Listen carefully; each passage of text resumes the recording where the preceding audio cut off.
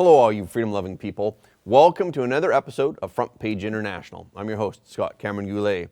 A new book exposes Zuckerberg for doubling down on the addictive tactics that are used in the failing metaverse.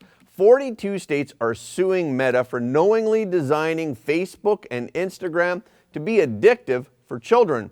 And now more of these tactics are being used in the metaverse. If you looked at the streets of San Francisco months ago, you'd be appalled at the squalor. But recently, just like a miracle, the streets were cleared of the tent cities, drug use, and the garbage. So was it really a miracle, or did they just hide everything because Xi Jinping came for a visit? Canadian Prime Minister Justin Trudeau may have to explain why he has openly criticized Israel for their precision attack of the Al-Shifa Hospital. Trudeau was also questioned about the UK's warning that Canada may be the target of a terrorist attack. Viktor Orbán, however, has a keen solution for the terrorist threats around the world. Okay, let's get into it. The newly published book, which is called Controligarchs, blew the lid off of Meta's pattern of intentionally using tactics to get users addicted to social media apps like Facebook and Instagram. The book also documents a shocking rise in depression and suicide that scientists link to social media use. This comes just weeks after dozens of states' attorneys general filed lawsuits against Meta, the parent company of Facebook and Instagram.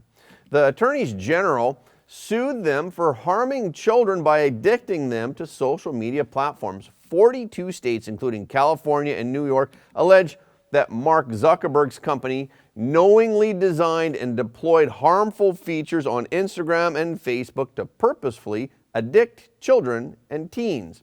Previously, Facebook whistleblower Frances Hogan claimed that Meta targeted children and teens for monetary reasons. A leaked document showed that Meta considered the youth demographic to be a valuable but untapped audience. Just weeks after Hogan blew the whistle on Facebook's tactics, Zuckerberg unveiled his plan to release what may prove to be Meta's most addictive product yet, which is called Facebook Horizon. Zuckerberg's October 2021 virtual tour of the product, which was criticized as being super weird, marked the launch of the metaverse. In fact, Zuckerberg's metaverse launch was a conveniently timed and hidden rebranding effort in order to distract from the whistleblower's documents and allegations. These documents showed that Facebook ignored or downplayed internal warnings of the negative and often harmful consequences that its algorithms wreaked across the world. In October of 2021, Zuckerberg changed the name of Facebook to Meta. Zuckerberg has invested over $36 billion into his metaverse ambitions, and now the book Controligarchs reveals that Zuckerberg's $36 billion metaverse efforts aim to create the world's most addictive product. One of the first virtual shops in the metaverse was a cannabis store.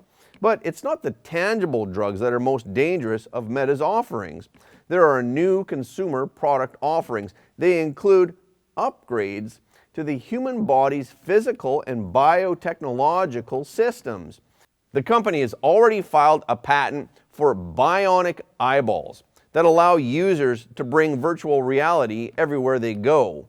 Zuckerberg is also working on other new technologies. This includes a synthetic skin prototype called Reskin and pneumatic haptic gloves, so users can literally feel and grasp the metaverse. Innovators are even developing scent blasters that shoot chemical mist at a user's nose in order to have them smell the metaverse.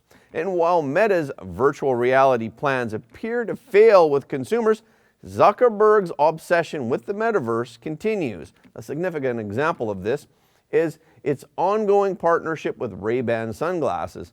Last Thursday, Meta also announced its strategic partnership with China's Tencent. This is a move they are making in order to make headsets cheaper and more accessible. More than 500 major corporations are also helping to build the metaverse. For instance, Coca-Cola has released a new pixel-flavored soda that was born in the metaverse. Another company called Taste the TV has devised a method for users to lick the screens to taste the metaverse literally. Metaverse also has big support from the World Economic Forum. No surprise there. The WEF website has thousands of pages about the metaverse. The WEF has positioned itself as the guarantor of best practices for this new digital world.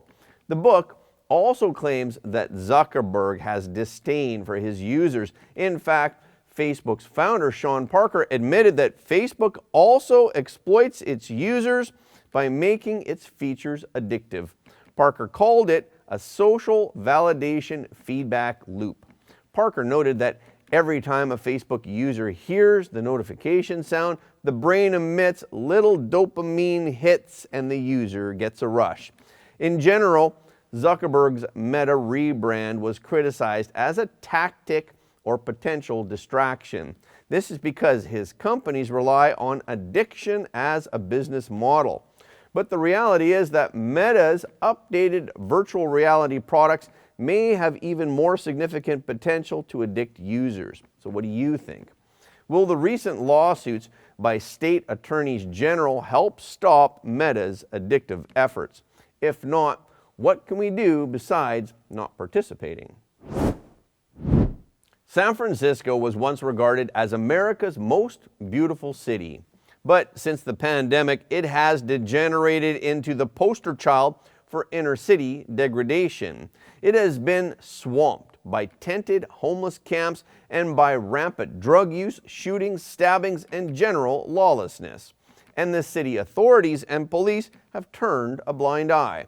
However, suddenly the poverty has disappeared, at least for now. And if you wonder why the poverty has disappeared, it's because this week San Francisco is hosting the Asia-Pacific Economic Cooperation Conference. And President Biden and President Xi Jinping are among the senior officials to attend.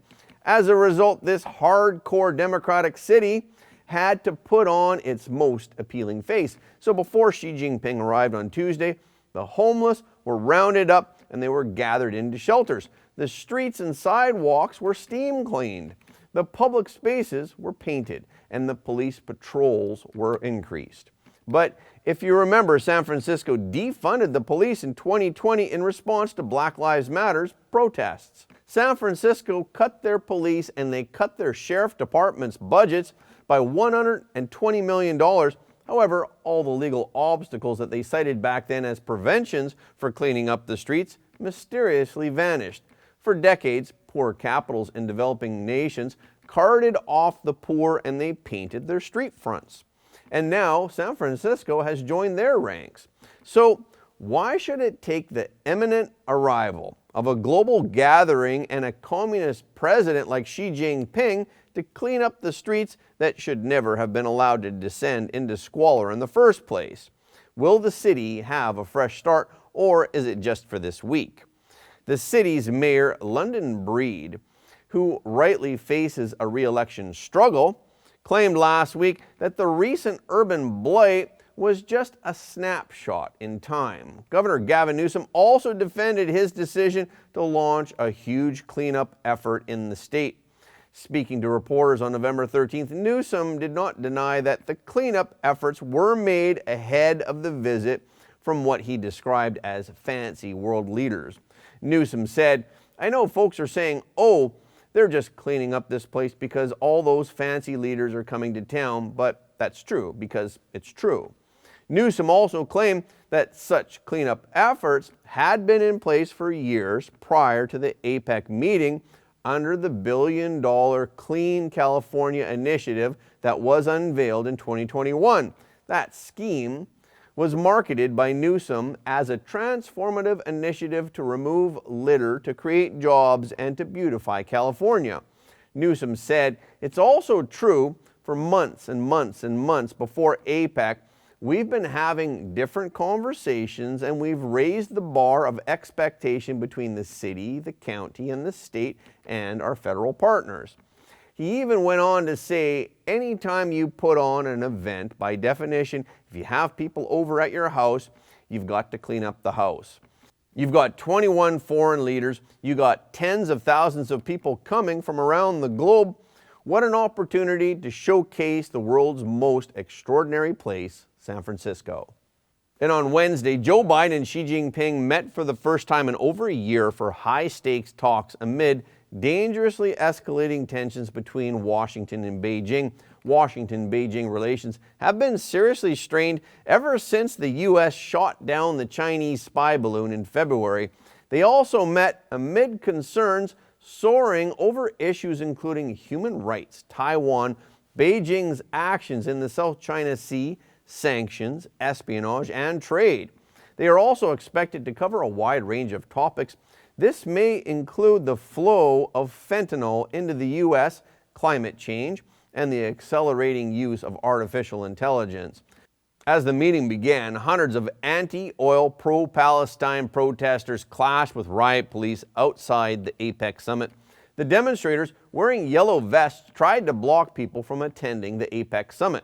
The group is protesting corporate profits, environmental abuses, poor working conditions, the Israeli-Hamas war, and capitalism at large. An organizer with the No APEC coalition said, "We won't allow genocide to be normalized." On November 14th, Israeli Prime Minister Benjamin Netanyahu criticized Canadian Prime Minister Justin Trudeau following Trudeau urging Israel to protect civilian life in the brutal war. Trudeau said that the world is witnessing the killing of women, children, and babies, and that it must stop. Trudeau said, "The human tragedy that is unfolding in Gaza is heart-wrenching, especially the suffering we see in and around the Al-Shifa Hospital. I have been clear that the price of justice cannot be the continued suffering of all Palestinian civilians. Even wars have rules." While Israel declared that it was willing to allow staff and patients to evacuate the hospital, Palestinians said that Israeli forces had fired at the evacuees. The Associated Press reported that Israel conducted what it called a precise and targeted operation against Hamas in a specified area. No further details were provided. However, it was reported that Israel was taking steps to prevent civilian harm. And following the developments, Netanyahu struck back at Trudeau. Netanyahu wrote, "Justin Trudeau, it is not Israel that is deliberately targeting civilians, but Hamas that beheaded, burned, and massacred civilians in the worst horror perpetrated on Jews since the Holocaust. While Israel is doing everything to keep civilians out of harm's way, Hamas is doing everything to keep them in harm's way. Hamas prevents them from leaving at gunpoint. It is Hamas, not Israel, that should be held accountable for committing a double war crime, targeting civilians while hiding behind civilians." Recently, a department of the British government warned potential travelers to Canada that there's a high probability that terrorists will try to conduct an attack in Canada. The Foreign, Commonwealth and Development Office of the UK said in a travel advice notice that terrorists are very likely to try and carry out attacks in Canada. The office added that there's a high threat of terrorist attack globally affecting UK interests and British nationals. Currently, Canadian authorities assess the terrorist threat level as medium. This hasn't changed since 2014. The warning from the UK was raised in the Canadian House of Commons. Conservative Party leader Pierre Poilievre asked Prime Minister Justin Trudeau for details about the British advisory. Poilievre asked, "Does the Prime Minister agree with the UK Foreign Office's assessment, and what is he doing to protect Canadians from such an attack?" Trudeau responded that, "I can't speak to how the UK makes its determinations, but I certainly can say that in Canada we have top security agencies and officials who work daily to reassess the threat level to Canadians. Canada has seen a rise in hate crimes following the latest round of armed conflicts between Israel and Hamas. There were 2 attempted arsons at Jewish institutions in Montreal recently. Montreal police said that there have been 48 reported hate crimes and incidents against the Jewish community and 17 hate crimes against the Arab Muslim community." Recently, Viktor Orbán, the conservative Prime Minister of Hungary, sharply criticized immigration and terrorism. When asked by American media how to stop the war in Ukraine, Orbán said that we all need Donald Trump to save the world.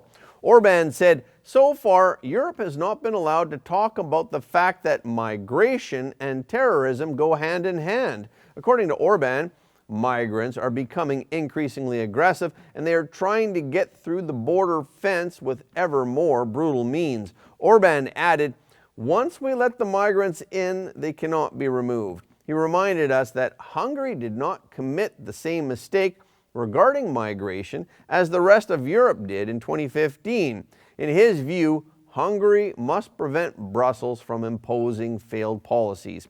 He emphasized that for the sake of our children, we must do everything we can to prevent this from happening so that they do not have to live in the conditions that we are already seeing in many places. Any admission of illegal migrants will lead to a situation where it will not be possible to live peacefully in Hungary. He said that this was the case in many Western countries as a result of the 2015 migration wave. Orbán also noted that we made a tolerance offer to Brussels. It was, every country can deal with migration the way that they want to, but they cannot force Hungary to copy the failed migration policies of Western Europe. We don't want terrorism, gang wars, and mini Gazas in Budapest. And that's a wrap for this episode. Thank you so much for your support of Front Page. Please remember that every like, comment, and share helps more people to see the truth. We've also heard from many of our viewers that they don't get notifications of our videos anymore, so please follow us on Telegram, Gab, Getter, True Social, Twitter, and on Ganjing World for the latest updates. Okay, this is our show for today. Thank you so much for tuning in. If you like what you heard today, please don't forget to like this video and share it with your friends and family because everybody deserves to know the truth. Again, thank you for watching Front Page, and we will see you next time.